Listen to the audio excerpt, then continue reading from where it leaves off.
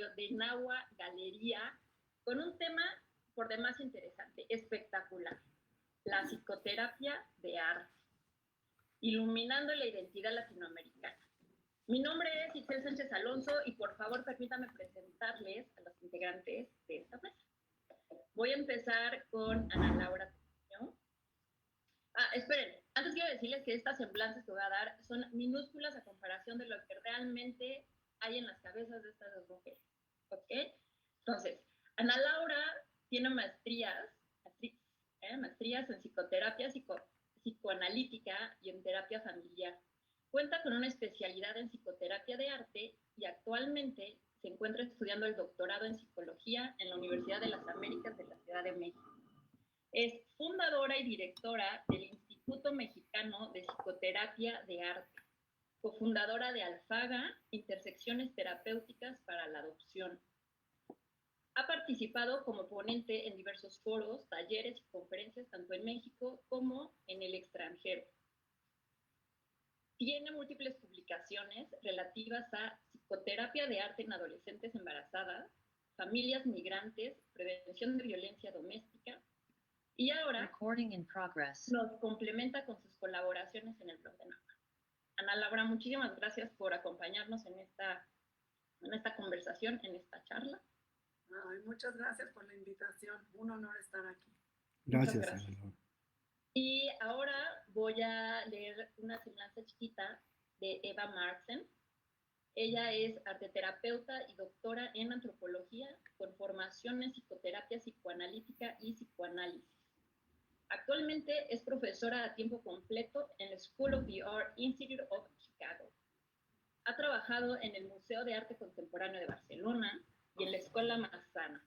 Ha sido profesora visitante en universidades de Chile, Italia, México, España y Argentina. Y además investigadora visitante en una universidad en Filipinas. Ha publicado numerosos artículos en libros y revistas, impartido ponencias y talleres nacionales e internacionales, y este año salió su nuevo libro, El arte desinstitucionalizante y el museo nómada. Ahí nomás. Bienvenida, Eva. Muchas gracias por la invitación. Felices de tenerlas a las dos. También nos acompaña Hugo Murillo. Él es director y fundador de la Galería de Arte y Colectivo Nahua. Bienvenido. Gracias, Itzel. Yo muy contento. Estás en silencio. Muchas gracias, Itzel. Muy contento de estar con tres mujeres tan talentosas. Yo voy a presentarte, Itzel. Itzel Sánchez Alonso es conservadora y restauradora de patrimonio cultural mueble y es la directora, la orquestadora del blog de Nahua. Estos conversatorios es una primicia porque ya llevamos 10 artículos.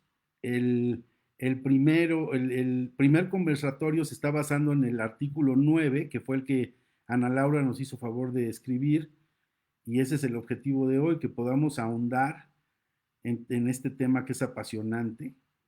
Y pues no se diga más, adelante, por favor. Claro, vamos a empezar, pues para que no nos come el tiempo. Este tema tiene mucho de dónde agarrar. Entonces, Ana Laura, voy a empezar con la pregunta más básica, ¿no? De todas, y en este caso es, ¿qué es la psicoterapia de arte? ¿Qué es esa? ¿Con qué se come? Cuéntanos. Esa es la pregunta que todo mundo nos hacemos cuando escuchamos y conocemos acerca, o por lo menos esta frase, ¿no? La psicoterapia de arte. Y bueno, tiene esta unión de dos profesiones, que es el arte y la psicoterapia, ¿no? Entonces, de alguna manera, ha sido una profesión que ha ido creciendo a lo largo de los años con estas dos ramas que han tratado de fusionarse y de crear algo nuevo para implementar un proceso psicoterapéutico diferente a los que se venían manejando en ese tiempo. Ya hablaremos más profundamente acerca de la historia, pero es un proceso psicoterapéutico a través del cual la expresión artística es como el medio elegido para comunicar, para expresar, para nombrar, para resignificar las experiencias de la vida de las personas y que ayude a procesar también estas mismas experiencias. La expresión artística no tiene que ser necesariamente estética, y bueno, Eva ya hablará un poco más de eso más adelante, pero es importante que lo nombremos porque no tiene una relación directa con lo estético, aunque en algunos, pues algunos autores sí hablan un poco de la estética de la psicoterapia de arte, ¿no? De la terapia de arte. Y tampoco se necesitan tener conocimientos como artista para ejercerla, no para ejercerla, sino para hacerla, ¿no? Para recibirla. Si es necesario, pues, estar abierto a que de repente, pues, en vez de platicar lo que te está pasando, lo puedas pintar, representar, dibujar, hacer garabatos, como ese que tienes tú a tus espaldas, Itzel, que me encanta que esté ahí. Ajá. No, de tu hijo, está divino. El mejor lugar no podías haber escogido. Y es justo eso, como a veces a través de unas representaciones gráficas podemos nombrar lo que con palabras muchas veces no tenemos, como ese nombre o esa palabra o esa frase para poder decir lo que nos está pasando. A todos nos pasa que de repente te dicen, ¿qué tienes? Y la respuesta es no sé. La expresión artística nos ayuda, como yo les digo a los adolescentes con los que trabajo, cuando me dicen X, les digo, ok, pues vamos a resolver la ecuación. Yo me acuerdo que en prepa aprendí eso, ya se me olvidó, no sé cómo hacerlo matemáticamente, pero sí sé cómo hacerlo con arte, entonces eso ayuda. Así es. Entonces, digamos que aquí, ¿quién está a servicio de quién? ¿La psicología a servicio del arte o el arte a servicio de la psicología? Es bien interesante, y Eva también podrá ahondar en esto, pero es bien interesante cómo todo el mundo quiere pelearse cuál es el que gana. Si gana el arte o si gana la psicología, o qué pasa, ¿no? Y yo creo que todo esto depende muchísimo o sea, pues como de la forma en la que te has sido tú formado como terapeuta, ¿no? Si vienes más del arte, probablemente pese más el arte. Si vienes desde la psicología, probablemente pese más la psicología. Pero la idea es que sí haya una fusión y que no pese tanto nada más uno ni nada más el otro, en donde sí haya esta integración de las dos corrientes, ¿no? Claro, es este vínculo y esta interrelación que en realidad existe en todos lados y en todo, con todo, y que nos negamos a aceptar porque, pues, ¿por qué? ¿No? ¿No? Hasta hay más. Esa es parte de la historia, que ha pasado, que algo que ha sido totalmente tan humano desde los inicios de la humanidad y tan utilizado en todas las culturas y a lo largo de todo el planeta todo el tiempo, de repente se volvió único y exclusivo de un grupo de personas que se dedicaron a las bellas artes, ¿no? Y a denominar lo que era bello y lo que no era bello, lo que era arte y lo que no era arte, lo que merecía estar en un museo y lo que no merecía estar en un museo. Es interesante que se hizo como pues sí, esta conquista, diría yo, ¿no, Eva? ¿O tú qué piensas? Esta conquista del arte y de las bellas artes para quitar del fondo todo lo demás. Sí, por supuesto. Y para enlazar esto con Eva, me voy a regresar un poquito al artículo que escribió Ana Laura en el blog de Nahua, que pueden todos encontrar a un solo clic en nahua.mx. Y ahí nos narras cómo es que la psicoterapia de arte tiene una visión eurocentrista, ¿cierto? Entonces, ¿nos pueden contar un poco al respecto? Eva, ¿nos puedes explicar cómo esta visión está chocando, pues claro, con la visión latinoamericana y mexicana que tenemos con nuestra propia historia? Sí, sí, encantada. Pues primero, gracias por la invitación de participar aquí. Entonces, en primer lugar, también quería agregar que entre esta supuesta lucha o, bueno, debate, digamos, entre arte y psicología, yo también añadiría las ciencias sociales, ¿no? Entonces, para ir más allá del individuo con sus penas, que a lo mejor puede mejorar con el arte, ¿no? Seguramente, pero yo creo que la arteterapia hoy en día también necesita más un enfoque social y comunitario, ¿no? Entonces, la arteterapia ha sido bueno, en el mundo anglosajón, ¿no? Se ha desarrollado con un enfoque totalmente eurocéntrico, ¿no? Eso es seguramente cierto. Y también muy tempranamente, por ejemplo, en Estados Unidos, se ha convertido en, digamos, en una disciplina de señoras bien acomodadas blancas, ¿no? Que muy rápidamente han también sacado a otros en el mismo país del mapa, ¿no? En Gran Bretaña, más o menos lo mismo, ¿no? Y de todos modos, lo que comparten es también mirar al resto del mundo y sus formaciones en arte terapia desde una posición de deficiencia, ¿no? Entonces, esto la Asociación Norteamericana de Arte Terapia, AATA, ADA, ¿no?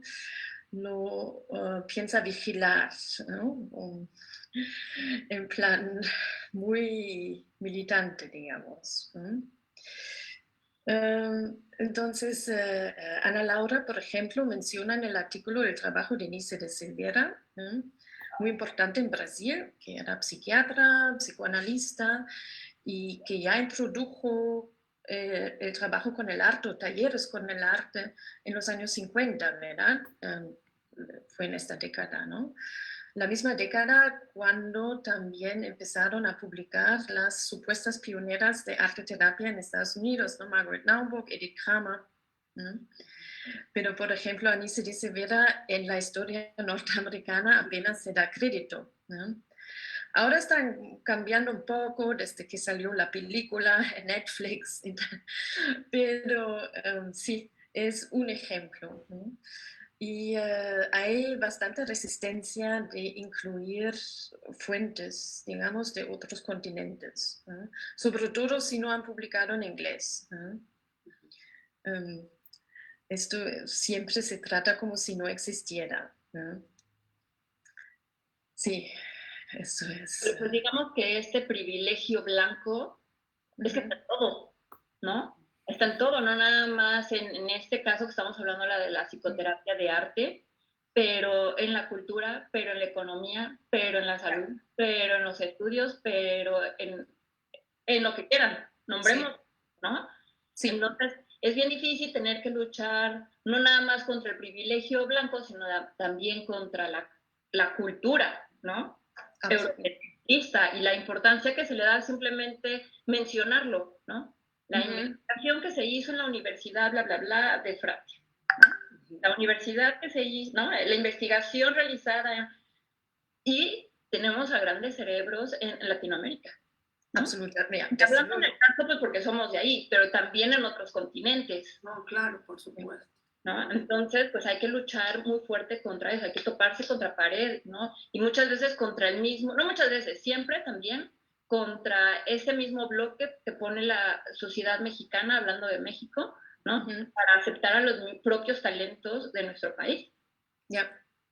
Absolutamente, sí, sí, sí. Y pasa también en la psiquiatría, o sobre todo en la psiquiatría, ¿no? Que desde la Asociación Norteamericana de Psiquiatría se ha diseñado e impuesto el DSM, ¿no? El Manual de las Estadísticas de los Trastornos de Salud Mental. Y de ahí se ha impuesto, o se ha intentado, o se está intentando imponerlo en el resto del mundo con una visión muy psiquiatrizada, digamos, o muy biomédica del sufrimiento humano, ¿no? Y con este manual se engloba cualquier sufrimiento en forma de un trastorno que conlleva una medicación, ¿no? Y también muy patriarcal, ¿no?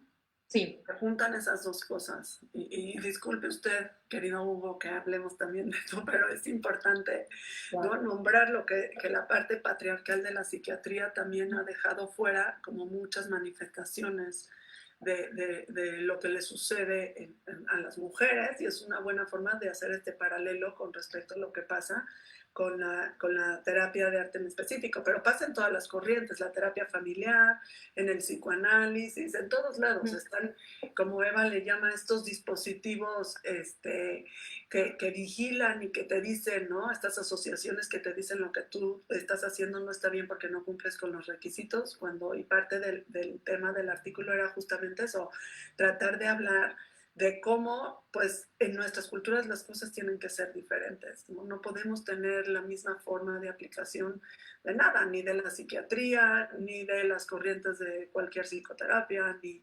incluso, o sea, si nos vamos a las cosas más sencillas de la comida, ¿no? Los sushis en México son aculturizados. Como que si pasan esos pequeños detalles, ¿cómo no va a pasar en estos grandes circunstancias, ¿no? Por supuesto, lo importante, digo, yo creo que para empezar es poner los temas sobre la mesa.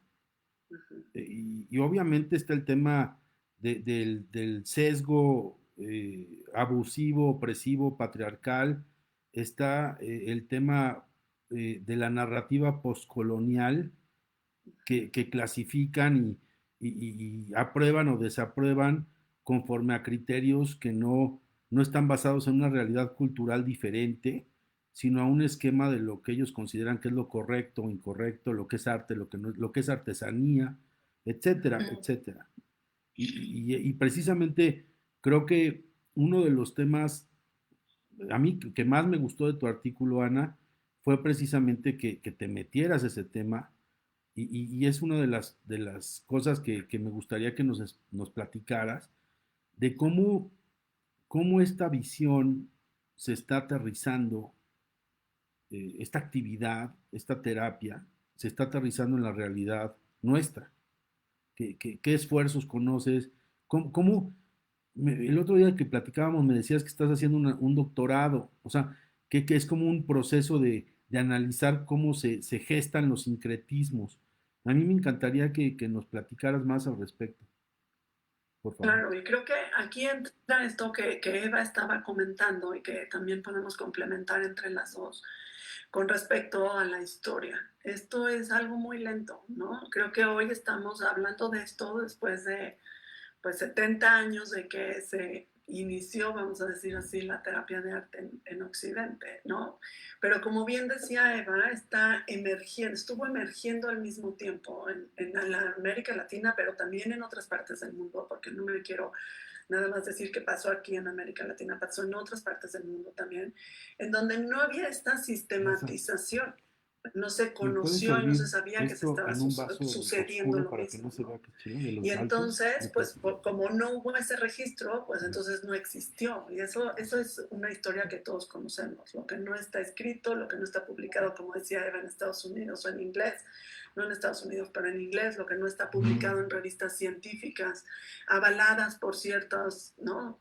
Dispositivos de vigilancia que dicen qué es lo que está bien y qué es lo que está mal, entonces no existe. Y en realidad cuando pues yo he estado en este tiempo haciendo una investigación más profunda acerca de todo lo que hay, y es impresionante ver, como decía Eva, ¿no? Pues desde Nisa de Silvera, está Mimi Levick en Chile también, que fue también de las pioneras, y así empezaron a surgir en diferentes partes, en Argentina también. Fiorini fue uno de los principales representantes, ya es uno de los principales representantes, ¿no? Pero si tú te vas a la literatura en Estados Unidos, pues no vas a encontrar eso. Es muy interesante porque entonces esta es nuestra historia y no hay otra. Es como perdón por lo que voy a decir, pero es con los libros de la SEP, ¿no? Es la historia oficial y todo lo demás ya no existe. Pero entonces esta literatura latinoamericana, digamos, si cuenta con estos aspectos propios de las culturas en donde se gestaron, digamos, tienen esa característica o han tenido que adaptarse también. Es que, bueno, a ver, Eva, tú, si quieres contesta un poco esto y luego lo contesto yo. Yo creo que hay de todo, ¿eh? Adaptaciones y también cada vez más autores que se salen de esta fuerza de la adaptación, ¿no? Entonces, sí. Boaventura Sousa Santos, por ejemplo, habla del imperio cognitivo, ¿no? Y del epistemicidio, ¿no? que se ha observado durante las décadas al menos, ¿no? Y apuesta mucho para la afirmación de las epistemologías del sur, ¿no? Es el subtítulo de su último libro, ¿no? Y también lo que mencionó antes Ana Laura, que también es siempre la triada, ¿no? Estoy totalmente de acuerdo con Sousa Santos, que habla de esa triada de colonialismo, capitalismo y patriarcado. Y hay que atacar todos los tres, ¿no? Si se ataca uno, yo creo siempre se va a quedar corto, ¿no? Esto, sobre todo en Estados Unidos, se ha observado con muchas corrientes de feminismos que no salen del capitalismo, ¿no? Entonces, esto, por ejemplo, me parece una fuente interesante, ¿no? Entonces, hay adaptaciones, hay también muchos pensadores latinoamericanos que han hecho su carrera en el mundo norteamericano, británico, ¿no? Pienso en Walter Mignolo, por ejemplo, ¿no? Que sí ha hecho su carrera el mismo Sousa Santos, ¿no? En Estados Unidos y seguramente adaptándose a algunas de las premisas ahí, ¿no? Pero también hay gente que se opone o que se ha buscado sus propios caminos sin Estados Unidos, ¿no? Pienso, por ejemplo, en lo que son autores contemporáneos, en Silvia Cusicanqui, en Bolivia, ¿no? Que está reivindicando la cultura oral, también la cultura de las imágenes, en su libro de la sociología de las imágenes, con su trabajo de taller de historias orales andinas, ¿no? En su caso, trabajando con la población aymara. Y que sus libros, en primer lugar, salen en español y critica mucho también la cultura universitaria norteamericana, ¿no? Entonces yo creo ahí hay varios autores con varias maneras de obrar, ¿no? Y estaba pensando yo también hay una terapeuta de arte conocida en Latinoamérica, colombiana, que se llama Andrés Salom, que Eva la conoce también muy bien.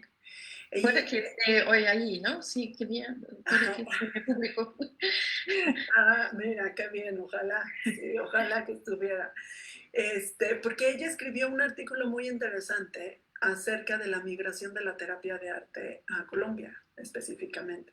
Y hablaba de cómo este proceso de migración implica, todo es como hizo el paralelo con el proceso de migración de las personas, ¿no? En el sentido de poder ver que pasamos por diferentes momentos en esta migración. Entonces llega uno con muchísimas expectativas cuando vas y estudias en otro lado y aprendes cosas nuevas y regresas a tu país implementando nuevas cosas y regresas con mucho entusiasmo de hacer las cosas, además, como muy apegadas a lo que de alguna manera aprendiste. Pero después de eso, pues vas viendo que esos dispositivos que están tan estructurados hacia una cultura, pues son muy difíciles de aplicar en tu cultura porque las cosas no son iguales en muchísimos sentidos, ¿no? Desde el idioma hasta todo lo demás. Y ese proceso de ir migrando la terapia de arte es yo creo que lo que ha pasado y muy atinadamente lo dice Andrés Salom en ese artículo. De cómo ha ido migrando y entonces va tomando espacios de cada uno de los países y a la vez de toda Latinoamérica, porque entonces empiezan a dar dispositivos, o eso es lo que yo he estado estudiando, ¿no? Ahora, dispositivos en diferentes partes. Porque por otro lado también está otra brasileña que también conoce muy bien Eva, que se llama Selma Siornay, y ella también ha escrito artículos alrededor de esto. Ella también estudió en Estados Unidos y cómo trajo esto a Brasil, ¿no? Además de ahí en Brasil pues ya estaba toda esta esta fuente de Nice de Silvera y de una psiquiatría un poco más avanzada que en otros países, Brasil definitivamente es una cuna de la terapia de arte, que ha sido muy poco reconocida y muy poco nombrada, y que tiene un mundo de información y de publicaciones en portugués, que también entramos otra vez en este tema del aislamiento del portugués en Latinoamérica, ¿no? O sea, del idioma, pues, ¿no? Porque Brasil también es un país muy importante para la desinstitucionalización de la psiquiatría, ¿no? Y creo que esto no es casualidad que estas dos cosas coincidan, ¿no? Sí, totalmente.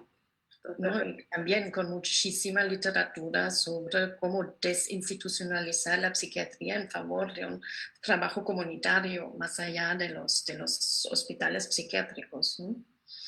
Que además es muy necesario en nuestros países, porque además es diferente, se manifiesta desde otro lugar, ¿no?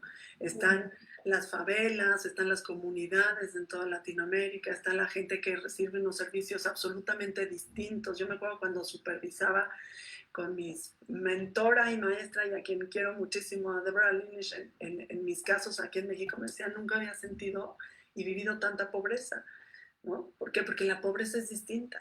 Y eso de alguna manera es como algo que se siente y se vive y que tú lo conoces y con lo que tú creciste, pero que no necesariamente se conoce igual en otras partes del mundo. Claro, para nosotros se vuelve un poco normal, por decirlo así, ¿no? No tiene nada de normal, pero lo vuelve tan cotidiano, ¿no? Tan cotidiano que ya de pronto llega a no sorprenderte. A mí, la verdad, me llama mucho la atención porque efectivamente no podemos meternos en la caja eurocéntrica, ¿no? O de Estados Unidos, porque no es nuestra forma, ¿no? En algún momento tenía que romperse esa caja y adaptarnos al molde que nosotros como cultura específica tenemos. Yo quisiera saber cómo es, o sea, cómo llevan ustedes una terapia de arte en un contexto tan variado, ¿no? Y tan variopinto, porque puede ser bien diferente dependiendo de qué cultura venga su paciente, ¿no? O qué esté experimentando en ese momento, ¿no? Las familias latinoamericanas que están migrando, ¿no? Y con esas experiencias tan fuertes que tienen en todo este recorrido migratorio hasta Estados Unidos, o alguien de una comunidad muy especial. A ver, que cada uno tiene un contexto bien propio. ¿Cómo lo viven ustedes como terapeutas? Yo pienso que, y a ver si no me matas por lo que te voy a decir, pero podemos hacer regresarnos un pasito atrás antes de contestar esa pregunta. No, vamos a contestar. pero quisiera que para contestarte eso, creo que aquí entra algo que Eva ha investigado muchísimo, y es justamente todo esto de cómo incluir otro tipo de dentro del proceso de la terapia de arte, ¿no? Creo que de repente se quedó corta para dar explicación justamente a contextos diferentes, ¿no? No a esos que Eva nombraba en Estados Unidos, sino a otros contextos que se necesitan en otros países, no nada más en Latinoamérica, pero pensando en otros países. Hay otra terapeuta de arte en Sudáfrica, Salomé, se apellida, que también llevó la terapia de arte a Sudáfrica y ha tenido que hacer otras adaptaciones completamente distintas. Y que justamente es como esto, cómo integrar estas otras ciencias, que me gustaría que Eva hablara un poquito de esto, para luego irnos a cómo lo aplicamos. ¿Está bien? No lo olvides. Anótame. Guárdalo. Adelante, sí, platícanos, Eva. Vamos. Sí, a ver, en términos globales, para mí la arteterapia debería ser un espacio donde las participantes puedan desarrollar narrativas alternativas, ¿no? Más allá del discurso hegemónico, el discurso dominante, y donde se pueden romper con las vidas institucionalizadas, ¿no? En mi opinión, la arteterapia debería ser este espacio, ¿no? Donde se da la libertad a las participantes de desarrollar su historia, ¿no? Pues claro, es fácil meter la pata y imponer la propia historia, por supuesto, ¿no? Siempre. Eso también para mí es el punto en común con la antropología, con la etnografía y el arte, digamos, yo prefiero arte crítico encima de arte político, ¿no? Precisamente estos espacios, ¿no? Que van más allá de la hegemonía. ¿No? En etnografía, tal como yo la entiendo, se trata exactamente de esto, donde se aspiran a desarrollar y mantener relaciones prolongadas sociales y donde los participantes puedan desarrollar sus narrativas. ¿No? Obviamente es fácil o hay que prestar atención de no creer en falsas democratizaciones, ¿no? Porque esto tampoco lleva a una abolición de las jerarquías que siempre de algún modo u otro siguen por ahí, ¿no? Eso también creo es una realidad. Y cómo todas estas corrientes también informan y le dan un sentido distinto a nada más utilizar la parte de la psicología, desde el psicoanálisis o incluso a veces desde la terapia sistémica, que fueron como las corrientes con las que nació la terapia de arte. Pero cuando incluyes otras nuevas corrientes, otras nuevas ciencias en el entendimiento, pues entonces se amplía el espectro y tienes la posibilidad de entender a la persona, al grupo o con quien estés trabajando desde un lugar mucho más sensato, ¿no? En este sentido. Eva habla mucho de esta parte del arte crítico, pensando en todos los movimientos que han habido en Latinoamérica, ¿no, Eva? Sí, sí, sí. Sí, esto es lo que más me gusta. En Latinoamérica también me he concentrado mucho en Sudamérica, precisamente en Chile, ¿no? Sobre cómo los artistas, grupos de artistas, colectivos de varias características han sabido oponerse a las represiones económicas, sociales, políticas, ¿no? Yo creo que Latinoamérica está lleno de estas experiencias, ¿no? Y siempre me ha fascinado cómo esta, digamos, posición política de oponerse a los discursos hegemónicos y violentos, ¿no? Violentamente hegemónicos, cómo lo han sabido hacer con propuestas artísticas o activismo artístico con una altísima eficacia simbólica muy anclada en la colectividad, ¿no? Eso creo también es una diferencia importante en comparación con Estados Unidos, ¿no? Porque ahí colectividad, aunque haya resistencia política, el individualismo sigue por ahí, ¿no? Y también una constancia y continuidad, insistencia en el tiempo, ¿no? Yo creo que eso es muy fascinante, ¿no? Eso también es una diferencia comparado con Estados Unidos, ¿no? Donde hay una manifestación ahí, una marcha ahí, pero esta constancia durante años ¿no? Ocurre más bien poco, ¿no? Porque cada uno después vuelve a su casa con su vida individualista, ¿no? En ese sentido me gusta muchísimo el trabajo que hace la red de conceptualismo sur, ¿no? Que ha trabajado mucho, rescatado y también trabajado mucho sobre la actualidad, ¿no? Sobre estas propuestas que tal vez se puede resumir tal como acabo de hacerlo. Y también conjuntamente con su trabajo sobre los archivos, ¿no? Porque los archivos también es algo que hay que descolonizar, desinstitucionalizar y ponerlos al alcance de todos, ¿no?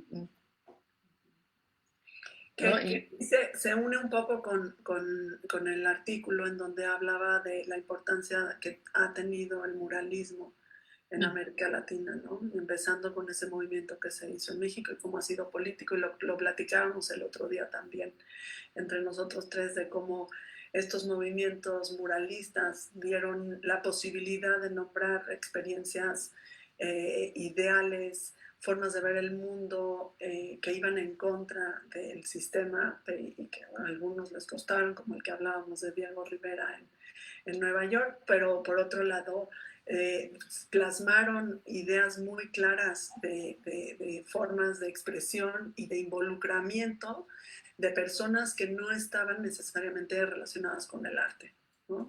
Y que en México y que luego se permeó mucho en Latinoamérica, llevaron estos murales, se volvieron pues espacios abiertos para la reflexión, incluso para la intervención, para seguir generando, y ahorita pues están repartidos por todo el mundo, pero en Latinoamérica tienen un peso muy importante, ¿no? Para mucha gente que no conoce la anécdota, ¿nos lo podrías platicar, Ana? El del mural que le encargó Rockefeller a Diego Rivera, por No, favor. pues Diego, Rockefeller le encargó un mural a Diego Rivera para que pintara en uno de sus edificios, y lo que él hizo fue pintar a Stalin, ¿no? En el centro del mural, y bueno, era un mural enorme, era un mural, entonces no había manera de que no se viera, no estaba escondido, ¿no? Es un planteamiento social, político, ideal, impresionante, que a Diego Rivera pues no le importó hacerlo, sabiendo que se estaba metiendo con el capitalismo puro que era Rockefeller, ¿no? Sí. Sí, esa toma de postura impresionante, ¿no? Como Sí, sí, sí, sí, tal lo cual. que comentaba Eva, ¿no? Que se mantienen esas como narrativas discrepantes durante mucho tiempo. Claro, No, perdón, Eva, vas. Sí. Sí, claro, aunque sean discrepantes, ¿no? Ninguna narrativa está exenta del peligro de la mercantilización, ¿no? De la reinstitucionalización, ¿no? Eso creo es algo que siempre puede pasar y pasa, ¿no? Que de alguna manera... Yo personalmente creo que cualquier... No, perdón. ¿Cómo? Yo personalmente creo que cualquier práctica desinstitucionalizante a largo plazo se va a institucionalizar, ¿no? Yo soy un poco pesimista de que haya escape de esto, pero eso no significa que haya sido en vano, ¿no? Porque yo lo veo como una espiral, porque después lleva a otras prácticas en otros entornos, ¿no? Entonces es algo en movimiento constante, ¿no? Y que además es interesante porque pensar en todo esto, cuando hablamos de psicoterapia de arte, yo sé que la gente quiere saber cómo funciona, qué es y qué pasa, pero esto que estamos hablando es algo que no se habla, y que justo eso es lo que pasa en la psicoterapia de arte o en la terapia de arte, ¿no? Que las personas muchas veces llegan y expresan cosas que probablemente no tienen claras, que las ponen en el papel, ¿no? Las representan, y que en el transcurso del proceso de la sesión se pueden ir como saliendo, ¿no? Como que se van nombrando, como que van pasando.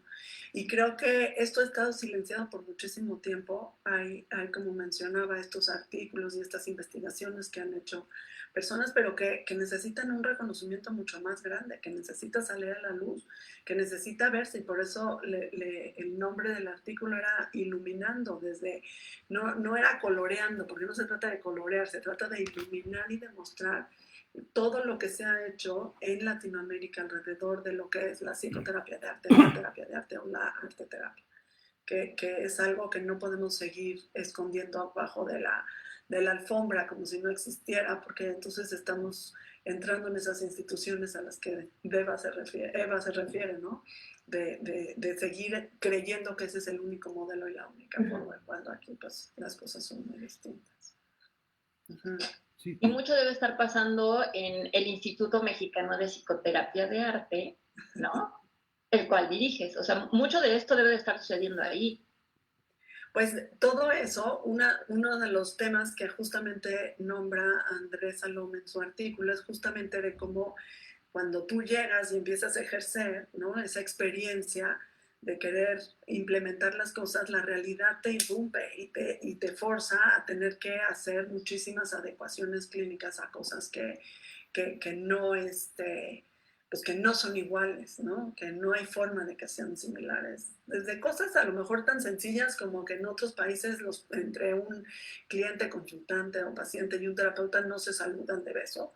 Y aquí en México es así como, ¿no? Y en general en Latinoamérica es, hola, ¿cómo estás? ¿Y cómo te ha ido?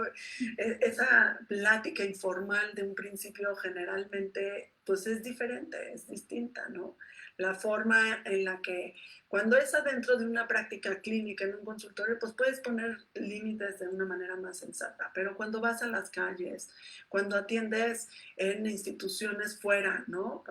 Que nos ha tocado en el INPA, hemos hecho muchísimo trabajo afuera del consultorio, tanto en centros penitenciarios, como en escuelas, como en lugares con mujeres que en situaciones de violencia, como en el terremoto que hubo en el 2017 aquí en México y que hicimos muchas intervenciones que tenían que ser totalmente distintas a lo que de alguna manera pues dentro de un consultorio haces. Y esta parte de decir, bueno, y además, aunque haya todos estos entrenamientos que generalmente hay en diferentes partes del mundo occidental alrededor, por ejemplo, de la intervención en crisis y trauma y todo esto, de alguna manera aterrizarlo a Latinoamérica es otra historia. Las crisis en Latinoamérica tampoco son iguales, los sentimientos de las personas tampoco son iguales y está bien nombrar las diferencias, es importante y necesario. Uh-huh. Uh-huh. Por supuesto, sí, lo que hablábamos de los contextos, ¿no? Así es. Uh-huh. O sea, es diferente, pero no por eso menos importante. Exacto. Ni menos ni más, es tu contexto y merece un respeto, ¿no? Yes. Grande, específico. Y si la psicoterapia puede absorber ese contexto para ayudar, uh-huh, qué mejor. Claro, sí, claro. Esa palabra que mencionaste, Itzel, o sea, el tema del respeto, a mí otra parte del artículo que también me gustaría que nos platicaran más es con respecto a las manifestaciones artísticas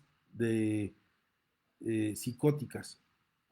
Y partiendo de la base de que el concepto está acuñado también externamente, porque o sea, los límites de la locura pues siempre ha sido como una zona gris, pero ese concepto que platicabas o que escribías en el artículo, Ana, del art brut, ¿podrían platicarnos más al respecto, por favor? Bueno, Eva es experta en ese tema. A ver, Eva, por favor, arráncate, por favor. Experta no sé, pero yo creo el arte así llamado psicótico también es un constructo histórico social, ¿no? De cierta época, sobre todo de los años 20, 30, cuando confluían varias disciplinas como el psicoanálisis, el surrealismo, el art brut.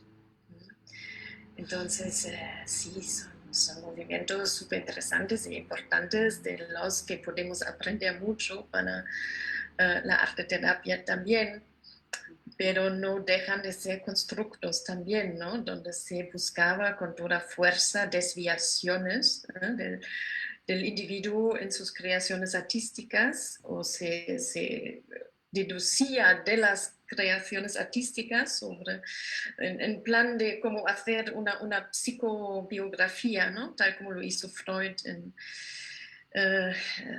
durante su trabajo, ¿no? Durante su época, ¿no? Freud siempre muy consciente que no alcanzaba de captar de todo el proceso creativo, ¿no? Eso también lo describe o ha descrito mucho después Fiorini en Buenos Aires, ¿no? Con sus procesos terciarios, ¿no? Que Freud todavía no los tenía claro, ¿no? Se quedaba entre los primarios, secundarios, ¿no? Entonces el art brut se ubicaría más bien con los procesos primarios, sin filtro, ¿no? La expresión total, ¿no?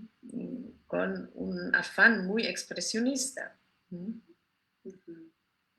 Y que de alguna manera, pues sí tiene como o sea, por un lado está este punto que Eva nombra del utilizar el término para empezar a hablar de cosas, ¿no? Pero también creo que está, por otro lado, el hecho de que nombrarlo también le dio un lugar especial y la gente empezó a voltear a ver cosas que antes no veía.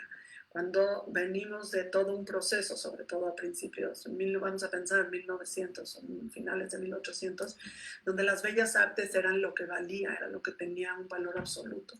Y cuando alguien empieza a poner su mirada en otro tipo de artes, bueno, pues entonces también habla un poco de esta mirada hacia una expresión relacionada con la psiquiatría desde otro lugar también, ¿no? Se van paralelamente armando esos dos espacios. Esa es mi forma de verlo, ¿no?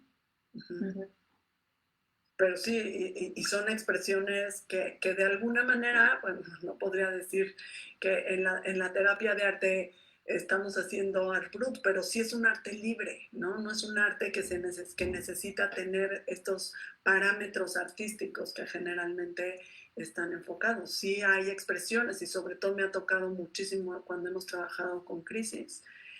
Pues sale lo que tiene que salir y lo que sale no es agradable, es algo dolorosísimo, es algo tristísimo, es algo que confronta también, ¿no? Hay algunos autores, sobre todo en Inglaterra, que hablan de cómo el arte que las personas producen en el proceso terapéutico también a ti como terapeuta te confrontan, ¿no?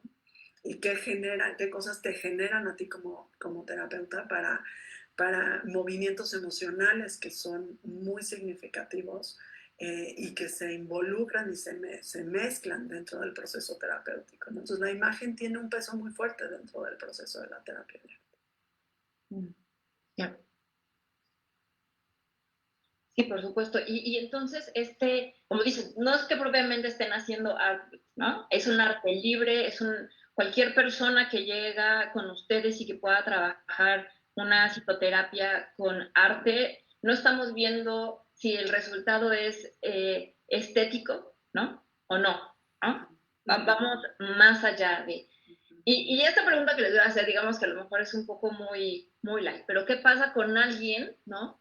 Con un artista, digamos, ¿no? Con alguien que sí tiene habilidades para pintar porque lo estudió, porque la academia, pero va con ustedes. Entonces, ¿creen que esa libertad, esa naturalidad en el resultado de este artista, digamos que puede contaminar un poco el resultado, ¿no? Porque ya no es tan libre, ¿no? O sea, ya digamos que a lo mejor va a traer algo de la academia, algo de su propio conocimiento. ¿Cómo manejan ahí? O simplemente como ustedes ya saben, entonces ya pueden separar lo libre de lo no libre. ¿Cómo les va a los artistas con la psicoterapia de arte? Pues yo no insistiría en esta arte libre, entonces trabajando con un artista, ¿no? Entrenado, digamos, ¿no? Hay arteterapeutas de las primeras que sí insistían que esto no se puede hacer, precisamente por esto, porque no sabrían saltarse de sus cánones, de sus reglas, de sus oficios, ¿no? Pero yo tampoco insistiría que tengan que salir de esto, ¿no? Entonces, yo creo que hay que empezar por donde estén, ¿no? Sin obligarles de dar vuelta atrás, ¿no? De alguna manera es también como, depende de tantos factores, ¿no? Mucha gente siempre piensa en que la terapia de arte la puedes estudiar a través de manuales y con directivas que son específicas y que eso te va a ayudar a encontrar, ¿no? Y a saber cómo ejercerla. Y una de las cosas en las que yo creo al 100% es como, pues encontrar, como decía ahorita Eva, a la persona en donde está y poder entender pues todo, desde dónde viene su cultura, su forma, su estilo y su manera de entender el mundo y la situación que está viviendo. Entonces, no es algo que te pueda decir, para trabajar con A tienes que hacer B y para trabajar con C tienes que hacer D. Yo, Ana, no creo en eso. Y no. En eso soy muy firme. No, yo tampoco creo en esto, no es una cosa de recetas, ¿no? Y tampoco de un catálogo de desciframiento de símbolos, tampoco, ¿no? Porque siempre depende del contexto, de la persona, ¿no? Y esos catálogos normalmente también tienen una fuerte característica etnocéntrica, ¿no? Porque obviamente un símbolo puede significar en un lado del mundo una cosa, en el otro otra, pero también para una persona puede cambiar, ¿no? En la misma Totalmente. persona. Y esa es parte de la aculturación, justamente, de poder encontrar las necesidades de cada uno desde donde estamos, ¿no? Hay personas que les pueden servir ciertas cosas y a otras personas no. Me ha tocado trabajar, por ejemplo, con una población indígena cerca de Querétaro, aquí en México, y la persona, una de las mujeres de esa comunidad, nunca había tomado un plumón. Y de repente el plumón en esa conversación para mí fue como una colonización de su forma de expresarse, porque yo le dije pinta con esto, o pinté con esto, porque era una señora de mayor edad, y ella me decía, en mi vida he tocado un lápiz. Entonces, ¿cómo quiere que toque un plumón? ¿No? Entonces fue un aprendizaje enorme el poder decir, un plumón, ¿no? Es un dispositivo que hemos usado la mayoría de las personas en todas partes del mundo, pero no todas, y no en todas las partes del mundo. Y entonces ser sensible a ese tipo de cosas es importantísimo, ¿no? Y estar también constantemente pensando, tenerlo en mente. Yo creo que eso es lo que yo creo que con todo esto, mi idea y mis ganas de compartirlo con todo el mundo, es decir, es que hay que tenerlo en mente constantemente. La parte sociocultural, política, histórica, todos los procesos de migración, todos los procesos de colonización, todos los procesos que en América Latina hemos vivido desde la parte de los, en Chile y en Argentina, ay, se me fue la palabra, perdón, Ahorita regresa. ayúdenme. Ay, no puede ser. Bueno, Mira, en lo que llega te voy a decir que entonces, ahorita me empiezas a contestar mi pregunta anterior. Ajá. O sea, con eso me estás empezando a contestar porque ustedes se enfrentan a realidades bien diferentes, ¿no? Que es lo que yo te preguntaba, ¿cómo el psicoanalista enfrenta esta variedad de contextos? ¿No? Y de nuevo, la importancia de darle su importancia a lo diferente y nombrarlo. No, ese es parte del proceso de salir del consultorio y de enfrentarte a situaciones que son, pues que difícilmente como psicoanalista vas a poder o vas a hacer. ¿No? No quiero decir que no lo hagan, y creo que cada vez más se está abriendo porque son las necesidades que nuestros países tienen, ¿no? Y nuestras comunidades. También procesos mucho menos, menos largos, a lo mejor también a veces no tan profundos, a lo mejor a veces hay situaciones que se tienen que atender en pocas sesiones o incluso en sesiones únicas, y eso es importante, ¿no? Uh-huh. Uh-huh. Nos están preguntando que si hay diferencia entre terapia de arte, psicoterapia de arte y arteterapia. Existen. Esa es la pregunta y la pregunta. Sí. Sí. Sí, a ver, ya, sí, principalmente sí. ¿Ya? A ver, Ana Laura, tú me vas a corregir, pero, no. Pero en psicoterapia del arte también se incluyen procesos de transferencia contra transferencia, ¿no? Se llegan a procesos psicoterapéuticos. Uh-huh. Mientras que en arteterapia esto se excluye, ¿no? Entonces, la arteterapeuta debería saber de estas dinámicas, ¿eh? Pero no se pondría necesariamente sobre la mesa o no necesariamente se habla o se argumenta, ¿no? Entonces, la arteterapia normalmente se queda en un nivel más simbólico. Eso no es ninguna jerarquía. No, eso es importante decirlo. Depende del contexto institucional, si conviene hacer una cosa u otra, hay contextos donde una psicoterapia no conviene. Y también, por supuesto, de los y las participantes, ¿no? Si están para una cosa u otra, ¿no? Incluso trabajando con una persona o un grupo, a veces, alguna sesión uno está haciendo arte terapia, en la siguiente arte psicoterapia, ¿no? O psicoterapia con el arte, ¿no? Esto que dices, justamente la escuela inglesa habla mucho de esto, ¿no? De cómo los procesos de transferencia y de contratransferencia, que para los que no sepan, la transferencia es lo que el paciente o el consultante percibe de la sesión y del proceso terapéutico y del terapeuta, y la contratransferencia es lo que el terapeuta percibe y siente de la sesión, el proceso terapéutico y el consultante. Pero aquí entra en juego también la imagen. Y en estos procesos de transferencia, justo la escuela inglesa lo que habla es de que la imagen también genera transferencia y contratransferencia. Y cuando tú la pones en medio, en el proceso terapéutico, entonces estás haciendo psicoterapia de arte, ¿no?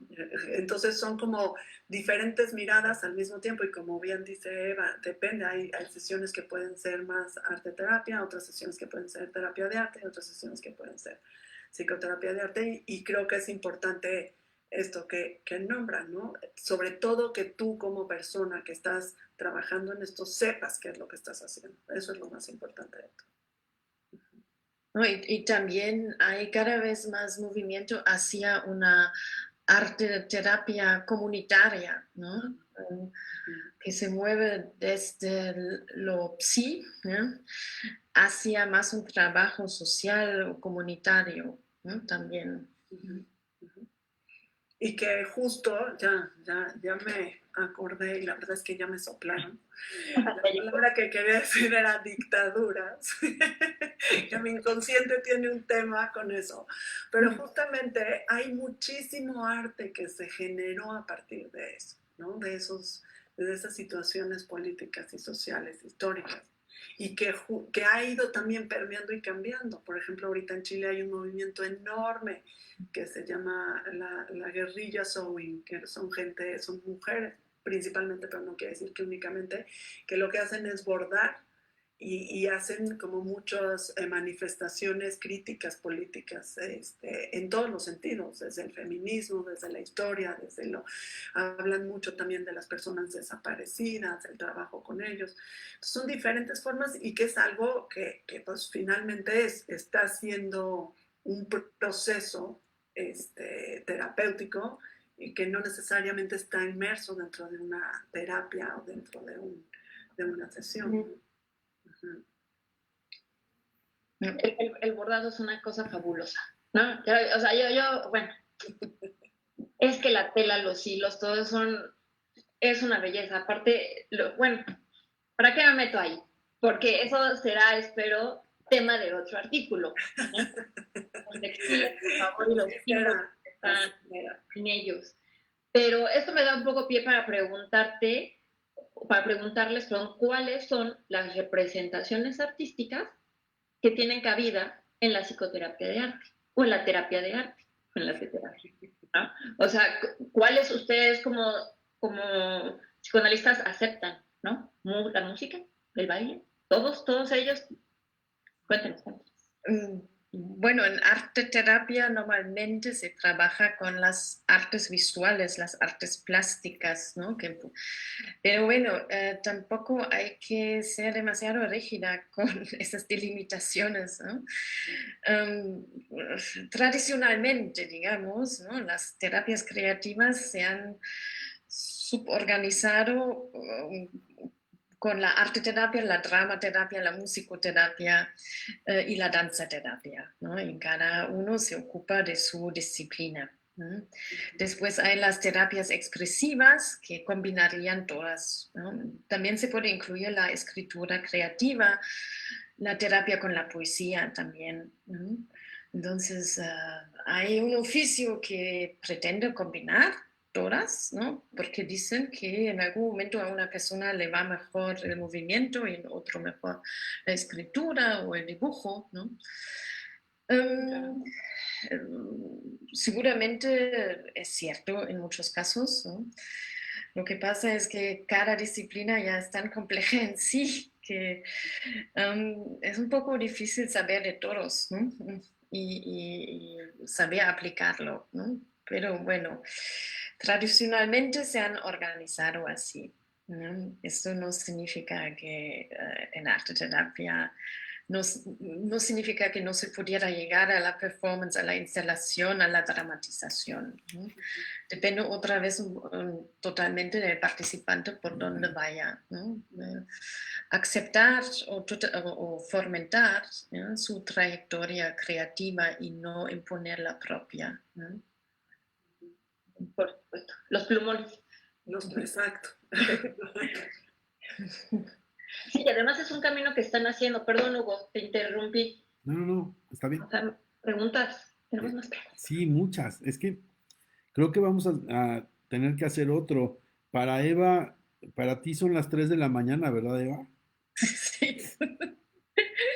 Sí, No, lo agradecemos sí, profundamente que gracias, esté. Eva, Pero gracias. todavía estoy bien, sí. Sí. Para Itzel todavía está en Canadá, son las 9 de la noche, pero Eva sí está a las 3 de la mañana. Gracias, Eva. Yo les quería preguntar del espacio liminal. Ese concepto se me hizo algo impresionante. ¿Nos podrían platicar de eso y del flow en la terapia de arte? Por favor. ¿Quieres platicar tú un poco del espacio liminal, Eva? Sí, o empiezas tú, me puedo enlazar. Ok. Bueno, es un término que se acuñó en la antropología, ¿no? De hecho, traté de buscar y ya no me dio la vida, perdón, el día de hoy, porque sé que Victor Turner fue el que lo utilizó, pero en algún lugar leí que él lo había tomado de otro antropólogo. ¿Tú sabes de quién, Eva? ¿O no? No, ahora Yo no sé. tampoco tengo el nombre aquí, pero en realidad el que más lo utilizó y el que más lo ha, como, pues sí, en todos sus artículos, en todos sus libros, ha sido Victor Turner. Y él hablaba del espacio liminal como este espacio en donde el ser humano está entre algo, ¿no? En un proceso de estar en medio de, para transformarse en algo nuevo. Yo, uno de los ejemplos que más uso es el de la adolescencia. La adolescencia es un espacio justamente liminal en donde dejas de ser niño, vas a ser adulto, pero todavía no sabes en qué te vas a convertir, ¿no? Ni cómo vas a llegar a ese otro espacio. Pero la vida está llena de espacios liminales en diferentes momentos y en diferentes cosas. Y lo que yo entiendo y como lo vivo en mis procesos en psicoterapia, ¿no?, es esta parte en donde pues las personas entran a un proceso terapéutico porque quieren hacer algo diferente con su vida. Quieren entender su historia distinta, quieren resignificarla, quieren tener algunos comportamientos a lo mejor que sean diferentes, pero entrar a esto es dejar algo que conocemos y que es parte de nuestra vida para convertirnos en quién sabe qué, ¿no? Entonces la terapia en ese sentido, y ahí es donde yo le doy como esta visión de que sí es un espacio liminal y en donde se da este soltarse para poder empezar a buscar hacia dónde te quieres mover y qué quieres hacer con tú, también un poco con otro término que también es de la antropología, pero que es esta parte de la agencia, ¿no? Cuando tú tienes agencia sobre tu proceso terapéutico, tú eres el que decide hacia dónde vas y no es el terapeuta experto el que está diciendo cómo hacer las cosas y de qué manera hacerlas, ¿no? Uh-huh. Sí, puedo agregar que Victor Turner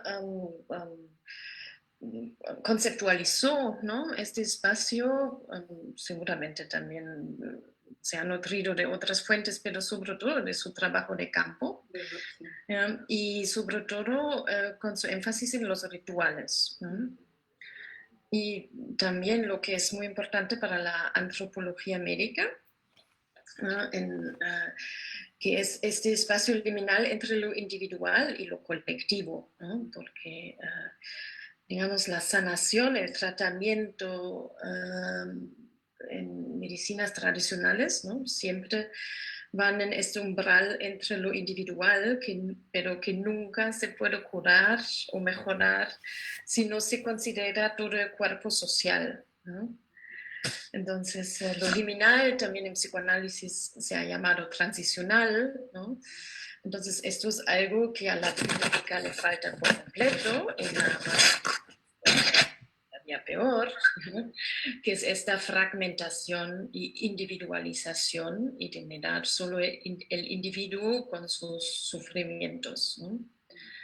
Yo creo que esto también para la pandemia actual es algo que hay que tomar en cuenta, ¿no? Y recurrir a estas fuentes, ¿no? Que el curandero siempre tiene en cuenta que no hay mejora individual si no se mira todo el cuerpo social, ¿no? Y aquí uno de los temas que también me parecen muy importantes y que dentro de un proceso terapéutico se genera son justamente esto que hablaba Eva de los rituales, porque finalmente la terapia, cualquier tipo de terapia es un ritual. Si lo viéramos, ¿no? Si viniera un marciano a la Tierra y de cómo sanan, ¿no? De cómo procesan la vida las personas en la Tierra, pues diría, ¿no? Como una persona que va a una comunidad a observar, como en este caso Víctor Turner así lo hizo, es decir, pues hacemos, y se vuelven rituales porque tienen un proceso, generan cierto tipo de predisposiciones o sabemos a lo que vamos, hay formas desde que saludas, de que entras, y pues en el arte todavía más, ¿no? Entonces, en ese sentido, a mí también me ha llamado muchísimo, eso sí, tengo que decirlo aquí públicamente, que ha sido una gran influencia de Eva, la parte de la antropología y la parte de integrar otras ciencias dentro del conocimiento para alimentar y para poder comprender el mundo de la psicoterapia de arte desde otro lado, ¿no? Uh-huh. Gracias, Ana Laura. No, sí. pues no te lo había dicho. Y también quería recurrir bueno, otra fuente, yo siento que es sí, a Levi Strauss y sus artículos de la antropología estructural, ¿no? Con toda la crítica que se le ha hecho con muy buenas razones, pero sobre todo el texto de la eficacia simbólica, ¿no? Donde compara el psicoanálisis como mito individual con la medicina tradicional como mito social, ¿no? Y tampoco le pone jerarquía, ¿no? en esta comparación, eso es muy importante, ¿no? Como estructuralista busca las similitudes, ¿no? Cómo funciona una cosa y otra, y llega a la conclusión que es la eficacia simbólica que utiliza o el psicoanalista o el chamán, ¿no? Y la atención del paciente de creer en esto y de compartir los dos un mundo simbólico, ¿no? Totalmente. Pero sí, a mí también me ha sido un término que me ha iluminado muchísimo. Así como le pusiste el artículo, ¿no? Iluminando, por eso fue, iluminando Así la es. identidad latinoamericana. Así es.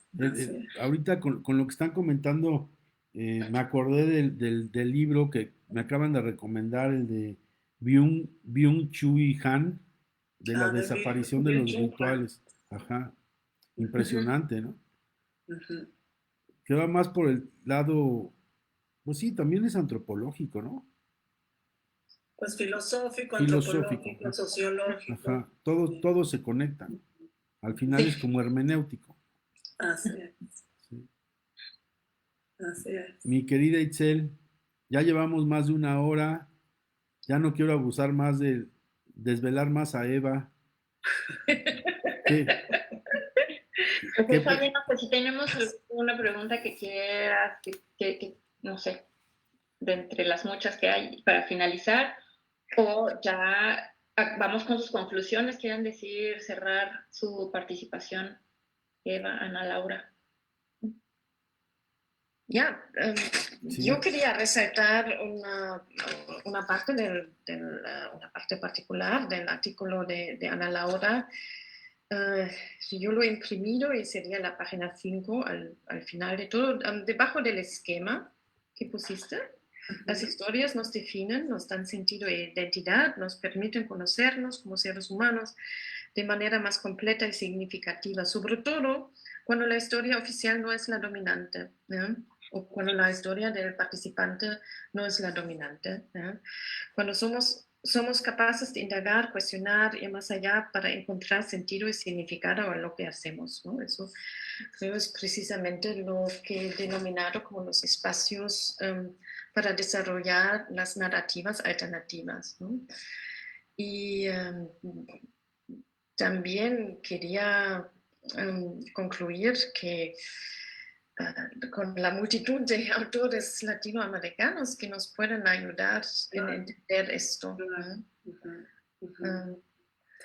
Justo sí, yo tenía aquí alguna lista que me parece importante de nombrar y de decir, estamos pues empezando todas estas conversaciones, hay quienes empezaron hace tiempo y hay que reconocerlos. Una parte que me parece muy importante es como de alguna manera pues el honrar, el agradecer y el poner en alto pues sí, la historia es la historia. Y qué bueno que se dio, ¿no? Y que está todo lo que pasó en Estados Unidos, en Inglaterra, en Francia, alrededor de la psicoterapia de arte, que nos lleva hoy a cuestionarnos esto, ¿no? Y también honrar, agradecer a todas las, pues han sido la verdad también mujeres en Latinoamérica, solo que yo tenga hasta el día de hoy, espero buscar más y encontrar más, pero pues Héctor Fiorini en Argentina, pero de ahí en fuera son puras mujeres que han hecho un gran trabajo y picar piedra, porque ahorita se oye más, pero cuando ellas escribieron no se oía tanto. Y es un poco, sí, una lucha política y en contra del sistema, ¿no? Y que creo que vale la pena enaltecer esas voces y esas investigaciones y esos estudios para que se iluminen más y que lleguen a más personas y que le den un peso suficiente para que haya pues un reconocimiento, no nada más de la terapia de arte en América Latina, sino de las grandes diferencias que existen en cada cultura y en cada lugar, y que como las cosas, no se, las psicoterapias en específico no se pueden practicar de la misma manera. Bueno, tengo aquí a Nisa Silvera, que ya la nombramos, a Mimi Levick, a Selma Siornay en Brasil. Ella escribió un capítulo de un libro en The Willy Handbook of Art Therapy, toda la parte de Latinoamérica. Está escrito en inglés, pero está traducido al español en la revista de arte terapia de Argentina. Me van a matar porque yo no sé si es de Argentina o de Chile. Argentina. Sí, creo que sí es de Argentina, ¿verdad? Pero bueno, ahí tiene, y es de libre acceso, ahí lo pueden encontrar. Y es una gran investigación que hicieron ella, y no tengo el nombre de la otra persona que sé que es de Argentina, que lo hizo ahí. Bueno, Andrés Salón, que también hay que reconocer todo el trabajo que ha hecho. Y también quiero nombrar a una colega que está en Argentina, que se llama Estela Gerber. Ella ha estado también trabajando muchísimo en todo esto, ha hecho muchísimo, ¿no? Picar piedra, y creo que es importantísimo pues reconocerla. Y Pamela Reyes. Ya quería decirlo. Sí. Pero no sé si se me van algunas, Eva, si tú tienes más. Sí, el trabajo de Pamela, que hace sobre todo sobre las intervenciones con arteterapia en catástrofes naturales. Eso es importante. También otra amiga, Andrea Markovits, que está haciendo el trabajo con muñecos en Chile también. Sí. Sí, bueno, y seguramente se nos van a ir muchas personas que poco a poco iremos integrando a todo esto, y que seguiremos reconociendo, honrando y enalteciendo del trabajo que se ha hecho para seguir iluminando la psicoterapia de arte en América Latina. Ajá. Sí, y yo insisto también ir a los autores, las autoras que trabajan sobre que no sean arteterapeutas de formación, y bueno, que tampoco pretenden serlo, pero que desarrollan su labor desde otras disciplinas, pero totalmente importantes para la labor de arteterapia. O sean antropólogos, sociólogos o artistas, entonces ahí hay muchísimos, ¿no? Se me ocurre mucho el trabajo de Ticio Escoba en Paraguay, el mito del arte y el mito del pueblo, comentarios sobre arte popular y su trabajo en el Museo del Barro, ¿no? que es un museo que ha elevado el arte indígena a un estatus de arte sin más, ¿eh? Entonces dejando esta distinción entre artesanía y tal. ¿Eh? Ya he mencionado a Silvia Cusicanqui, la sociología de las imágenes, súper importante. Walter Mignolo, sobre todo, y el grupo de la descolonidad, con Enrico Dussel y Aníbal Quijano, pero Bien, sobre todo el trabajo de Walter Mignolo sobre los museos y los archivos, creo que son importantísimos. Y cómo sus propuestas, cómo descolonizarlos. ¿No?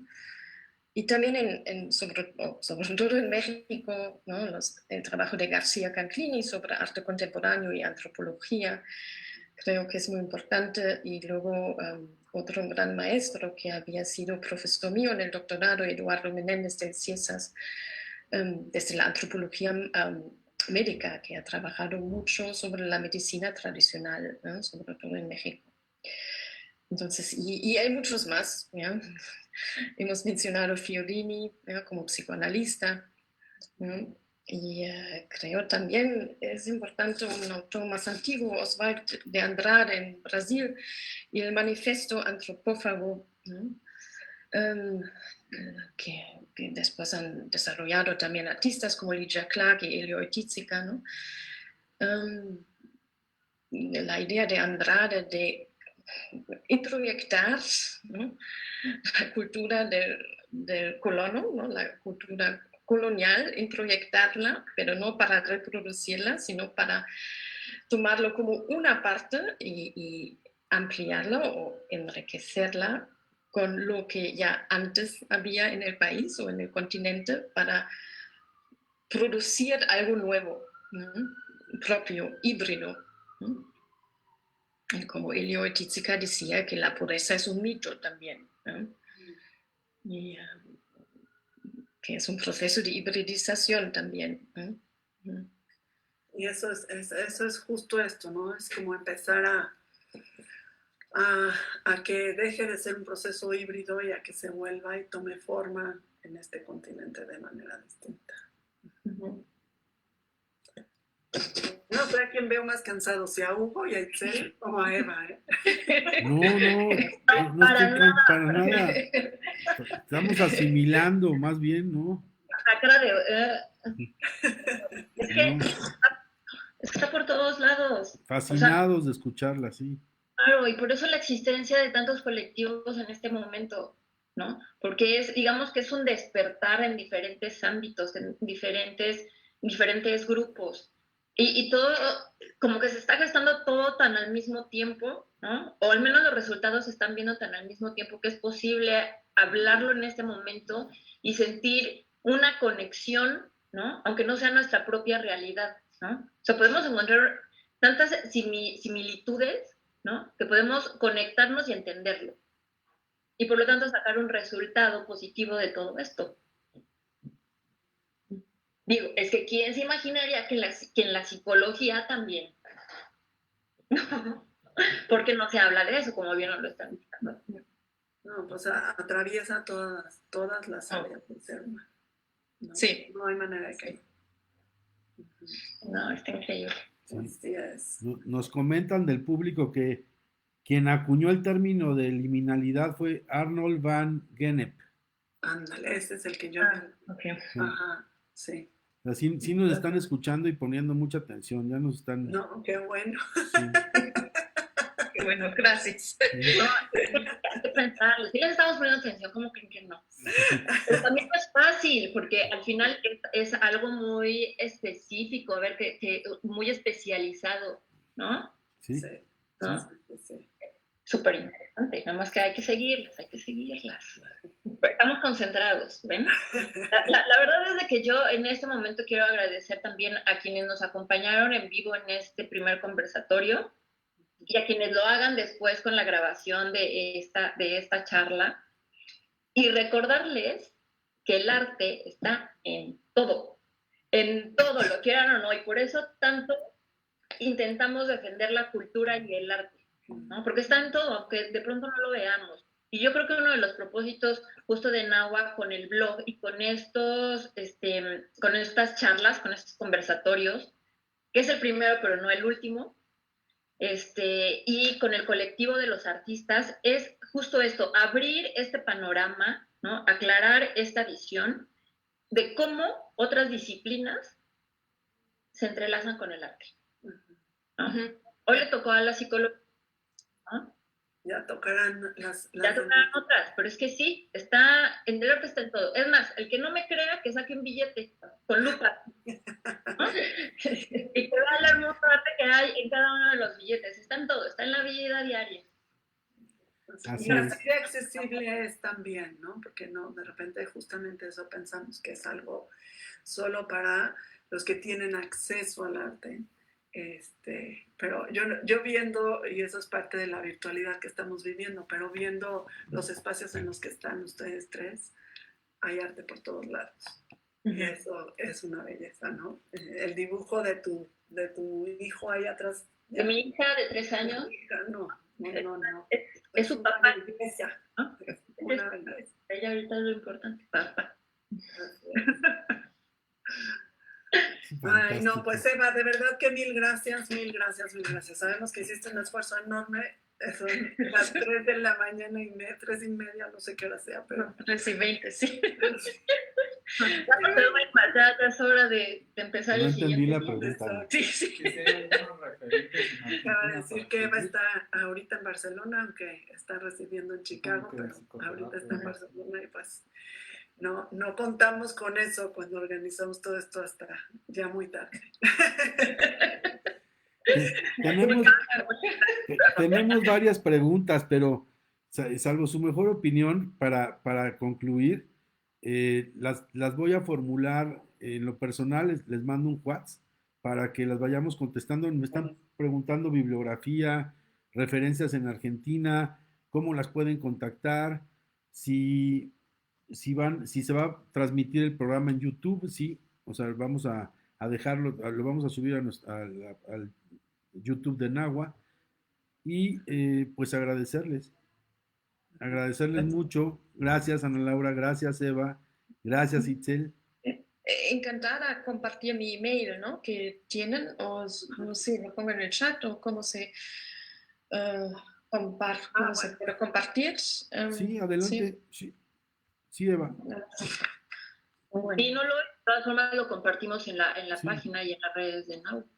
Sí, eso sería lo mejor, lo pongo aquí en el chat. Aquí me pueden escribir también. Perfecto. Y sí, y a lo mejor podemos escribir algo juntos, ¿no? Juntas con eso sería buenísimo. Todas las fuentes que hemos mencionado durante la plática de hoy y más. Pues, sí. De hecho, el artículo de los tejidos ya está planteado, ¿eh? O sea, y de ahí si surgen otros 2 o 3, adelante. De lo que se trata es de lo que comentaba Itzel, que vayamos enriqueciendo cada vez más este espacio con la ayuda de ustedes. Es que el fin de semana tuvimos una pequeña plática, Itzel y Hugo, y decían y yo, ¿no? Y decíamos, no, bueno, el próximo hay que hablar un poco de la influencia o del tema de la terapia de arte y con lo textil, ¿no? En Latinoamérica. Entonces, bueno, bienvenidísima a que lo escribamos o a otros temas también. Claro. Así es. No a lo mejor, ya. Es nomás, hay que... Si crees que de repente es difícil contactarme a mí, no sabes lo que es Eva. Ella lo dijo en vivo. Hay muchos testigos, esto queda grabado. Eva, yo no sé. Pero sí, ya eres quedó. nuestra. Así es. Agradecerles, mandarles un abrazo a las 3, gracias. Gracias, Hugo, por este espacio, de verdad. Sí, muchas gracias. Es un espacio muy lindo y muy amigable y da mucho gusto participar en él. Muchas gracias a todas las 3 y el público, la audiencia. Sí, muchas gracias por acompañarnos. acompañarnos. Gracias a todos y a todas los que se conectaron y por escucharnos. Muy amables. Buenas noches. Muchas gracias. Buenas noches. Nos vemos en el siguiente conversación. Vale. Chao, chao. Chao. Bye. Chao.